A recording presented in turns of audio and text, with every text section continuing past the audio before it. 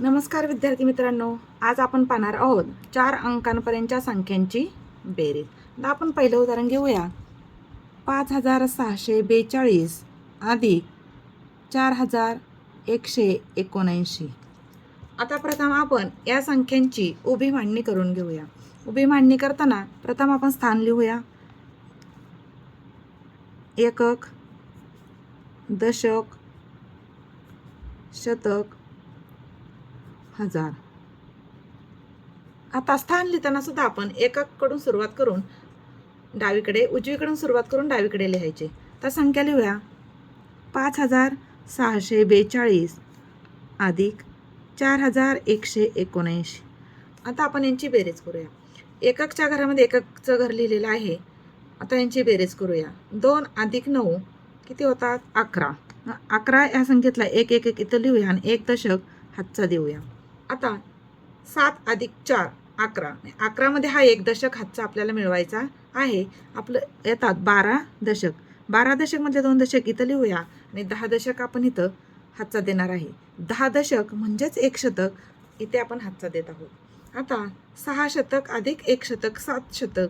7 शतक अधिक 1 8 शतक. आता इकडे हातचा येत नाही.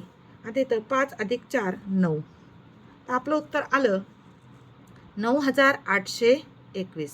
म्हणजेच 9800 2 दशक 1 एकक. आता आपण दुसरे उदाहरण पाहूया. दुसरं उदाहरण आहे 4 अंकी संख्येमध्ये 3 अंकी संख्या मिळवणे. 4984 अधिक 775. येथे आपण संख्यांची प्रथम उभी मांडणी करून घेऊया. उभी मांडणी करताना अशी घरं आखून घ्यायची. त्यामध्ये एकक स्थान, दशक स्थान, शतक आणि हजार. आता पहिली संख्या काय आहे? 4984 लिहून घेऊया. 4984. तर त्यामध्ये आता आपल्याला 3 अंकी संख्या मिळवायची आहे. मग 3 अंकी संख्या आपण डावीकडून लिहिणार का? नाही, तर ती आपल्याला उजवीकडून लिहायची आहे. आता इथं 775 मध्ये 5 काय आहेत? एकक. हे 7 आहेत दशक आणि हे 7 आहेत शतक. तर हजारचं स्थान इथं दिलेलं नाहीये.